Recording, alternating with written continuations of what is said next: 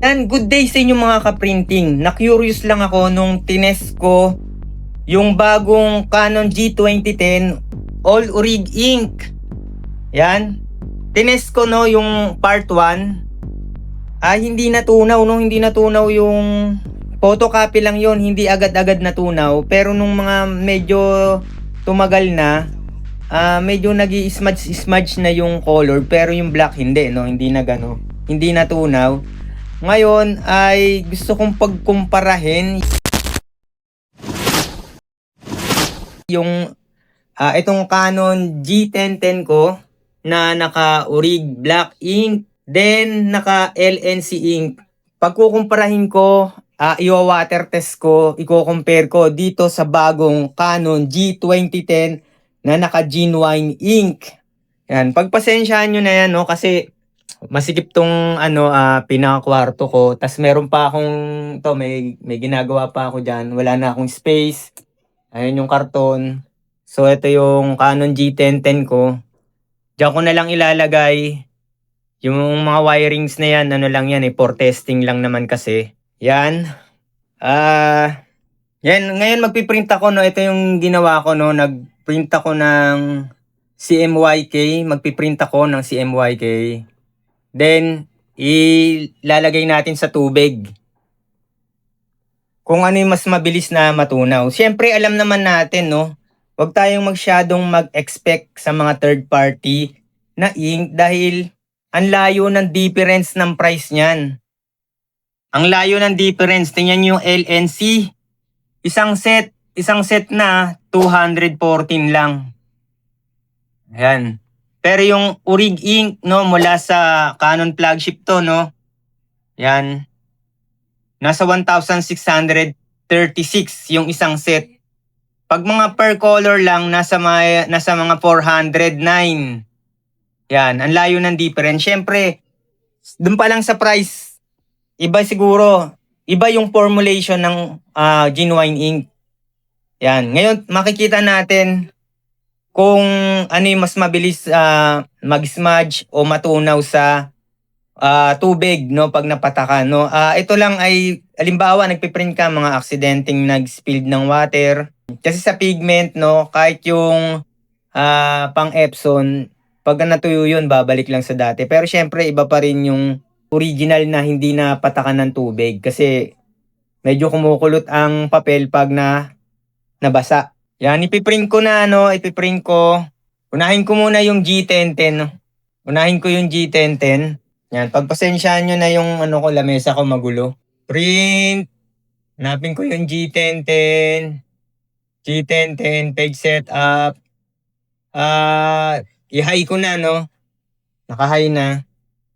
Then plain paper lang. Print. Then yan, nilagyan ko ng label para hindi ako magkamali no. Then print. Punta naman tayo sa Canon G2010. Yan, Canon G2010 na. Dito naman. Ganun din. Same settings. Naka high. Plain paper. Print. Oo nga pala mga printing, yung aking G1010 ay 2 years na. Kung babalikan nyo yung unang upload ko nito, 2 years na siya. Tapos marami na rin akong na-upload na video tungkol sa G1010. Yan. So ito yung sa G1010. Medyo nagano rito no kasi umano dito. Medyo lumukot yung papel. Yan, huwag na nating intindihin yan no. Yan.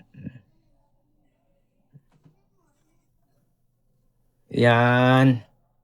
Ito yung Orig Ink. Ito yung G1010. Yan, plain paper lang no. Ngayon, i-water test natin.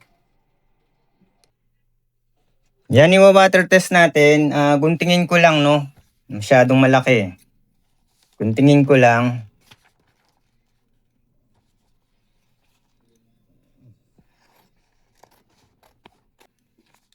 Natin to. Para maliit lang.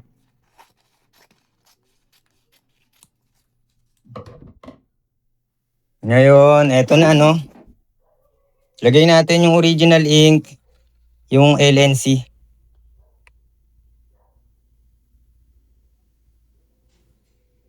Yan.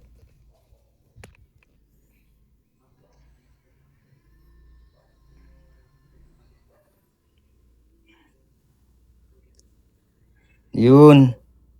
Mas mabilis na natutunaw yung LNC.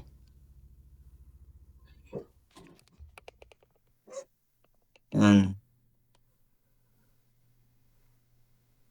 Tunaw na rin parehas. Pero mas mabilis to. Kita nyo yung smudge pagka-smudge. Ito medyo ano pa oh. Medyo fine pa. Pero pares natutunaw. Pero yung tinest ko no yung photocopy, siguro ano lang yun kasi light lang yung pagkaka-print. Halos text lang. Ito makapalang print. Yan.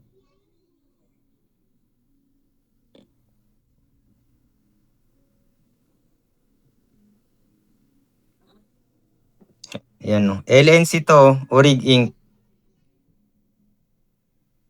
Yung printed medyo fine pa oh. Yan. So, yan po mga ka-printing. Maiksing video lang to no. Yan. Pero hindi nyo naman kailangan anuhin to no kung mga document printing. Siyempre ingatan nyo yung print out ninyo.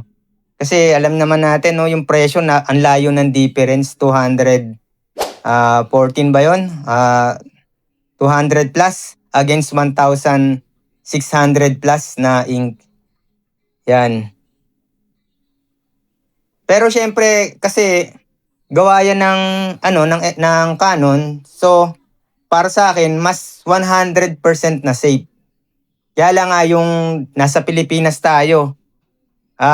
Nagtitipid tayo kaya gumagamit tayo ng third party ink. Yun lang naman yung talagang dahilan niyan dahil talagang mas mahal. Pero na-test ko naman no tumagal yung printer ko. Galing pa yan ng Inkrite tapos nag-LNC. Yan. Maraming salamat. Hanggang sa muli, huwag nating kakalimutan mag-subscribe.